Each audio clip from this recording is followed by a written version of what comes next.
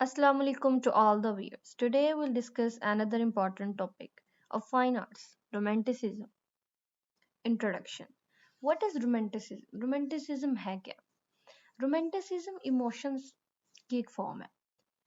अपनी पसंदीदा चीज को एक्सप्रेस करना इन आर्ट, उसकी खूबसूरती को बयान करना, उसको रिप्रेजेंट करना इन ब्यूटीफुल वे, नेचर को, अपने किसी करेक्टर को फेवरेट, अपने किसी इमेजिनरी करेक्टर को, अपने किसी रियलिस्टिक इमेज को, like that. So what is romanticism? Introduction क्या है? रोमांटिसिज्म की मूवमेंट स्टार्ट कहाँ से हुई थी? Romanticism was a cultural, artistic and intellectual movement. एक तहजीबी मूवमेंट है जो कि ओरिजिनेट हुई, इमर्ज हुई यूरोप में, specifically in Germany, France and Spain in the late 18th century and reached its peak in the earlier 19th century, जो कि 18वीं सदी से शुरू हुई थी और 19वीं सदी में अरूज पर थी. Characteristics. Emphasises on emotion. Emotion पर बहुत ज़्यादा जोर दिया गया था. Romanticism emphasises on emotion, feelings and imagination. Like जो आर्टिस्ट इमेजिनरी तौर पर सोचेगा, अपनी फीलिंग्स को एवोक करेगा, रिप्रेजेंट करेगा in the form of picture, in the form of portrait, rather than उसके अंदर कोई लॉजिक ना हो, उसकी रीजन कोई ना हो, उसकी साइंस कुछ नहीं है, उसके इमोशंस हैं, उसकी इनर फीलिंग्स हैं, उसकी स्ट्रगल है उस पोर्ट्रेट के अंदर. Romanticism emphasizes on emotion, feelings, and imagination rather than logic, reason, and science. Second, characteristics nature as inspiration. कुदरत से इंस्पायरेशन ली गई थी, कुदरत की हौसला अफजाई की गई थी, उससे देख के अपने आप के अंदर एक जिद्दत आई थी कि हम भी इस तरह का बना सकते हैं कुछ. रोमांटिक आर्टिस्ट फाउंड इंस्पायरेशन, उनको हौसला अफजाई मिली थी नेचुरल ब्यूटी से, पावर से, मिस्ट्री से. They use landscape, mountain to evoke emotion in their artwork. उन्होंने पहाड़ों को, नदियों को इमोशंस के थ्रू रिप्रेजेंट किया था. उनके अंदर उनके इमोशंस होते थे, उनकी फीलिंग्स होती थी, उनकी सैडनेस, उनकी हैप्पीनेस, उनकी इमेजिनेशन उस पोर्ट्रेट के अंदर, उस माउंटेन के अंदर रिप्रेजेंट की जाती थी. Individualism and freedom. रोमांटिसिज्म ने एक बंदे को एक इमेज के अंदर इंडिविजुअलिटी प्रोवाइड की थी, फ्रीडम प्रोवाइड किया था, उसकी स्टाइल को रिप्रेजेंट किया गया था, उसकी स्ट्रगल को बताया गया था, एड्रेस किया गया था. The movement focus on the individual feeling, inner struggle and freedom, rejecting social norms. In spite of social groups, romanticism में इंडिविजुअलिटी के कॉन्सेप्ट को प्रमोट किया गया था. एक इंसान, एक अलग इमेज को प्रमोशन दी गई थी, इंस्पायर्ड ऑफ एक पूरे ग्रुप की पिक्चर बना के, पोर्ट्रेट बना के एक मैसेज कैरिड किया जाए, एक मैसेज इम्पैक्ट किया जाए, उसके बजाय एक इंडिविजुअल के थ्रू मैसेज प्रमोट किया गया था. देन फोर्थ, इसके करेक्टरिस्टिक्स में आर्टिस्ट और उनकी टेक्निक्स आ जाते हैं. कौन कौन के आर्टिस्ट थे रोमांटिसिज्म के और उन्होंने कौन कौन सी टेक्निक्स यूज की थी अपनी पेंटिंग्स में. फ्रांसिस्को गोया, इनका इरा था 1746 से 1828 तक. इनका इंट्रोडक्शन है. फ्रांसिस्को गोया was a Spanish romantic painter. Spanish के एक पेंटर थे. He is considered one of the most notable artist of romanticism movement. इनको बहुत इंपॉर्टेंस दी जाती है इस मूवमेंट में, रोमांटिसिज्म की. He had a severe and undiagnosed illness that left him deaf. उन्हें एक बहुत बुरी बीमारी और बहुत अनडायग्नोस्ड, जो उसे पहले जिसका इलाज कोई नहीं था है, बीमारी का शिकार हो गए थे, जिसकी वजह से वो बहरे हो गए थे. After which is work become darker and more pessimistic. इस बहरे होने के बाद उनका काम जो था बहुत ज़्यादा डार्कर हो गया था, लाइक बहुत ज़्यादा अंधेरा, उसके अंदर बहुत ज़्यादा सैडनेस आ गई थी, मायूसी आ गई थी, मतलब उनकी इमोशंस आ गए थे उस पोर्ट्रेट के अंदर, बहुत ज़्यादा sadness. Etching and aquatic technique. Francisco majorly use etching and aquatic technique in his painting. अब इचिंग और एक्वेटिक टेक्निक्स क्या है? Etching technique. This technique, in which the artist apply a wax coating to the metal plate, draws the design and dip the plate into the acid, which etch the design into the metal plate. अब etching technique के अंदर जो artist होता है वो अपने picture और portrait के ऊपर वैक्स चढ़ा देता है. अब उस मेटल प्लेट के ऊपर फिर वो डिज़ाइन ड्रॉ करता है और फिर उस डिज़ाइन को उस प्लेट जो उसने प्लेट के ऊपर ड्रॉ किया होता है उसको एक एसिड के अंदर, एसिड के सोल्यूशन के अंदर डिप कर देता है, और जब फिर वो एसिड उसको ऑब्जॉर्व करता है डिज़ाइन को और वो इच हो जाता है, प्रिंट हो जाता है डिज़ाइन उस मेटल प्लेट के ऊपर। ये इचिंग टेक्निक है कि मतलब वैक्स लगाना पहले मेटल प्लेट के ऊपर, फिर ड्रॉ करना, फिर उसको एसिड के अंदर डिप कर देना, सोल्यूशन से बाहर निकालना, डिज़ाइन मेटल के ऊपर प्रिंट हो जाना। That's called etching technique. Aquatic technique, yeah. This technique that create a texture, tonic effect from lighter to darker, creating a sense of depth by using resonance dust or powder. इसके अंदर texture, एक उसको boundary provide की जाती है, tonic effect, उसको lightning provide की जाती है, उसको कलर दिया जाता था, उसकी शार्प एजेस होते थे, बाउंड्री होती थी, from light to darker image में कलर्स इम्पेक्ट किए जाते थे, डिपिक्ट किए जाते थे, creating a sense of depth. उसके अंदर एक सेंस ऑफ डेप्थ होती थी, गहराई होती थी, डस्ट के थ्रू, पाउडर के थ्रू, अर्थली म्यूटेड कलर्स के थ्रू उसको दिया जाता था, डेप्थ दी जाती थी। आर्ट वर्क, लोअस कैप्रियस उसका एक आर्ट वर्क है, किसका, फ्रांसिस्को गोया का। Los Caprichos is a series of 80 plates, 80 plates मतलब मेटल प्लेट्स के ऊपर उसने इचिंग और एक्वेटिक टेक्निक यूज की थी, जो कि सोशल और पॉलिटिकल यूज की गई थी इराक के अंदर। ये हाँ उसके अंदर इचिंग टेक्निक थी, ये साइंटिस्ट थे फ्रांसिस्को, और ये उनकी टेक्निक्स थी।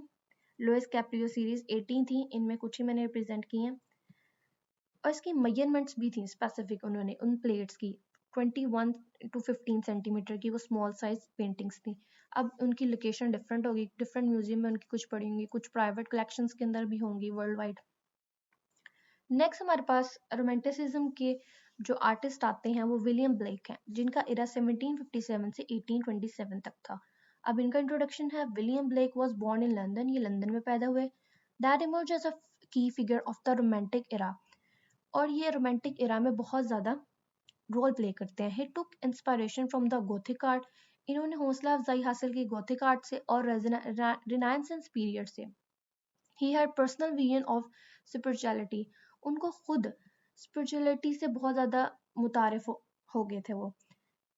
Engraving technique, William Blake majorly use engraving technique in his artwork. Engraving technique अब है क्या, इन्होंने विलियम ब्लेक ने engraving technique यूज की थी अपने आर्टवर्क के अंदर। A traditional printmaking technique that involved carving a design into a hard surface like stone or wood. This technique is used without acid.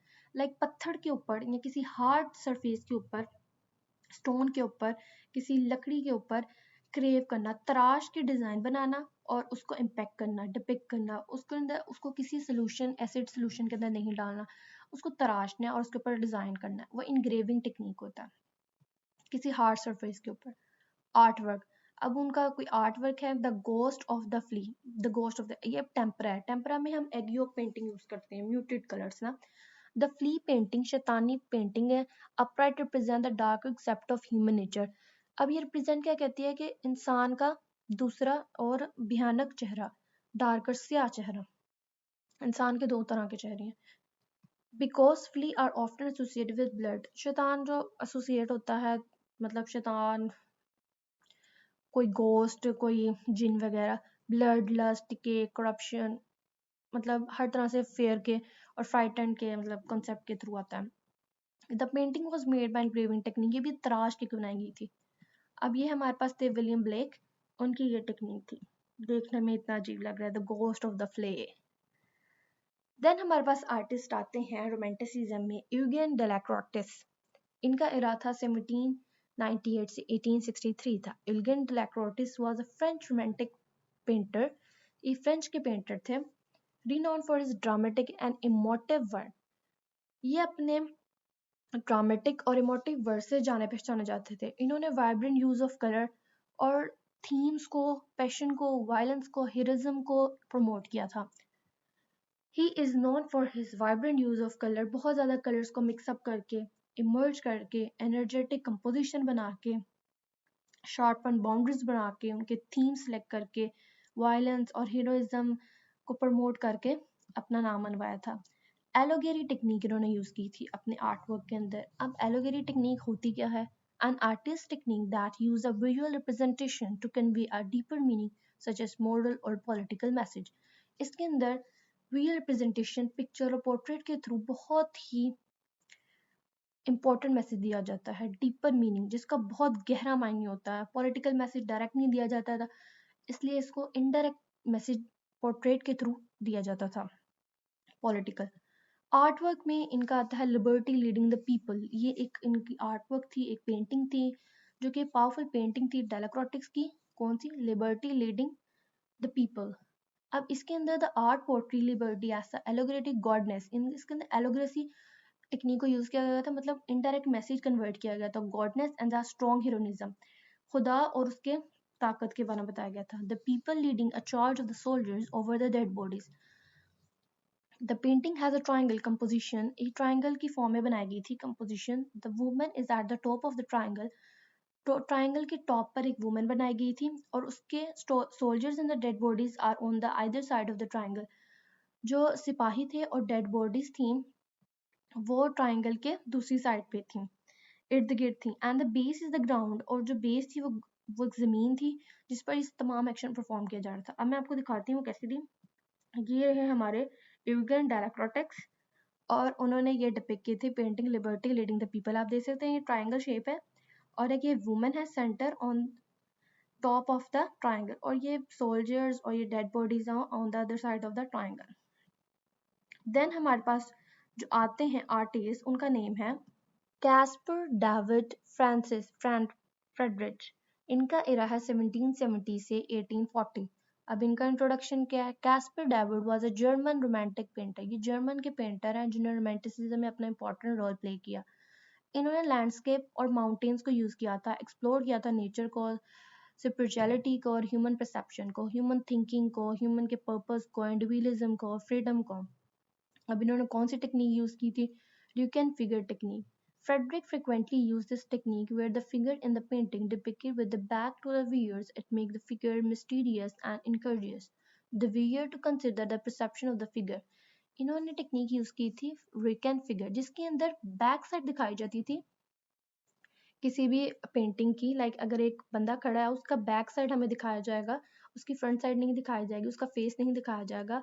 इससे हमें एक तजस्सुस पैदा होता था, एक हमें इंकरेज मिलती थी कि और पर्सपेक्टिव जानने की हम कोशिश करते थे इस पेंटिंग का कि वो क्या चीज़ देख रहा है। अगर बैक साइड है तो हमें फ्रंट साइड वो क्या देखना चाह रहा है, हम भी उस चीज़ को विजुलाइज करने की कोशिश करते हैं जब वो हम इस तरह की र्यूकन फिगर से टेक्निक बनी हुई पोर्ट्रेट को देखते हैं। अब इनका जो आर्ट वर्क था जो कि इम्पोर्टेंट है इसमें, The Wonder Above the Sea of the Folk. Caspar David used the Runken figure technique in their painting as a man is standing at the edge of the cliff, gazing out at a vast, misty, foggy, showered landscape. It is powerful exploitation of the human relationship with nature. Wonder Above the Sea of the Folk के अंदर एक man को खड़ा किया गया था front side के ऊपर एक माउंटेन के ऊपर जो कि बहुत दूर तक देख रहा है, मिस्टी फोगी सा शेडोई सा लैंडस्केप है, और उसके अंदर हमें डिपिक्ट किया गया था कि ह्यूमन रिलेशन के वो क्या देख रहा है नेचर के अंदर, कुदरत के अंदर स्मोगी सा लैंडस्केप है। Romanticism movement marked a radical departure from the past, embracing the emotion, individual, and natural world.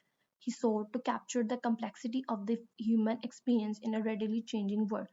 Romanticism ने हमें emotions के साथ कनेक्ट किया, नेचर के साथ, कॉम्प्लेक्सिटी के साथ, रियलिज्म के साथ, ह्यूमन परसेप्शन के साथ, ह्यूमन रिलेशन के साथ। इसके अंदर बहुत ज़्यादा डिपिक्शन थी। ये हमारे रहे कैस्पर डेविड फ्रेडरिच जिन्होंने ड्यूकन फ्रिक टेक्निक यूज की थी, और ये था wonder above the sea of folk.